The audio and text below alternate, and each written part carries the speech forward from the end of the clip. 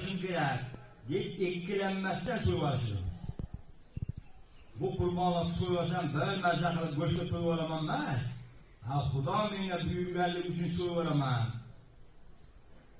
Xudoga shukr, mana shu menga bergan ne'mat, noz ne'matlarigaki molim dunyomni ko'paytirib qo'yganligiga. Endi men umuman nima qilaman? Ikkilanmasdan so'raman. Umuman ikkilanmaslik kerak. Bu boshqa narsani ham xayoliga keltirmaslik kerak.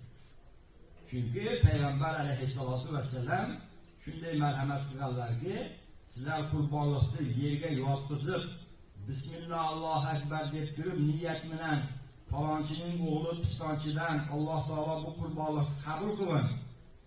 Sen uchun mana shuni nima qilyapman? Qurbonlik qilyapman degan maqsadda pichoq sotar ekan.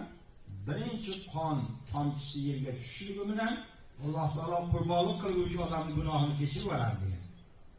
Va yana ota-onasining gunohini ham kechirib yuboradi. O'sha odamning ota-onasining gunohini ham kechirib yuboradi.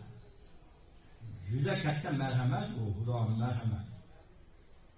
Sizni bizga u nima emas ekan, bergan ne'matni Xudo shukronasiga buyurgan narsa ekan, vojib bo'lgan.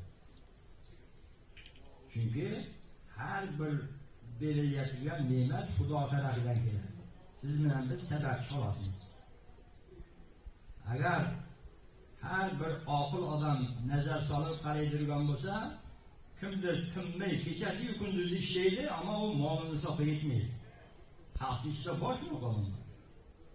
Kimdir oddiy yurib kunduzi ishlaydi, qo'li teganda ishini qilaveradi, vaqtida ibodatini qilaveradi, ammo Xudo uni nimaga nisobga qodir qiladi. Qancha ko'paytiraman degandiki, ko'paymayapti. Qancha sarflayapti, qancha sarflagan sari uni ko'payib ketyapti. O'shani Xudo qiladi, Xudo beradi.